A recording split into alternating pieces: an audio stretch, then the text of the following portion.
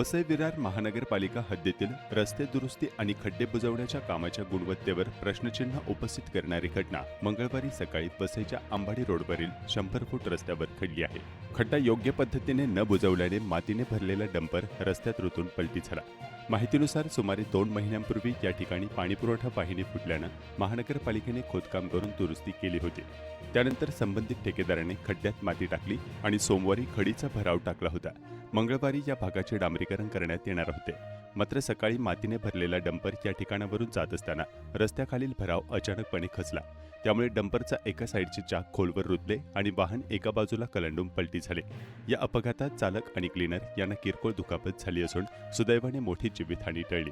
स्थानिकांच्या मते खड्डा बुजवताना योग्य प्रकारे दाब देऊन भराव करण्यात आला नव्हता, त्यामुळे रस्त्याखाली पोकळी राहिली होती। वरवर भराव करून काम पूर्ण झाल्याचा देखावा करण्यात आल्याचा आरोप करण्यात येत आहे। जर या ठिकाणी डांबरीकरण झाले असते तर ते किती काळ टिकले असते याबाबतही प्रश्न उपस्थित होत आहे।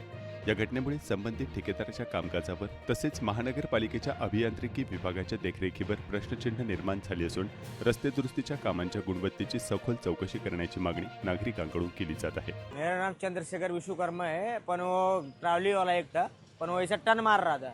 वो ट्रॉली वाले ने वो निकाल के गया, पर मैं बोला सीधा निकल जाएगा, मैं गाड़ी अपने को वहाँ जाने का था, भूईगांव जाने का था, पर वो गाड़ी डायरेक्ट आगे का टायर फंस गया और उसके बाद में गाड़ी इधर जगह पे पलटी मारा। मेरे 2 छोकरे थे और मैं था। मेरे छोटे वाले को हल्का सा लगा है, पर वो किसी को नहीं कुछ। मुरुम माती है बना, खड़ी पाउडर चलती है, खड्डे की वजह से हुआ है। माझं नाव महेश मकानी आहे आणि मी सांगतोय प्रशासनाने काय केलं आहे ते। हे 2 महिने झाले, 2 महिन्यापासून हे असाच खड्डा होता। हे पाणीची पाईपलाईन फुटलेली, त्या हिशोबाने त्या लोकांनी ते खड्डा करून ठेवलेला आणि काल ते लोक आले आणि काल ते 2-3 ट्रॅक्टर भरून त्या लोकांनी सगळी माती काढली। माती काढून ते असे मोठे दगड फक्त वरती टाकून ते गेले आहेत। काल मी त्यांना सांगितलेलं पण की तुम्ही हे आता परत डांबर कधी करणार आहे, तर ते बोलते आता उद्या येऊ आम्ही आणि वरती डांबरीकरण करू।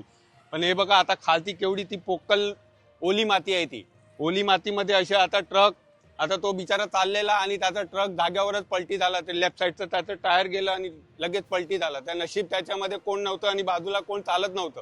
बाजूला कोण चाललं असतं तर त्याच्या जीवाला धोका झाला असता की नाही, आता ते प्रशासनाने बघायला पाहिजे। एकतर फुल लोडेड गाडी होती ती,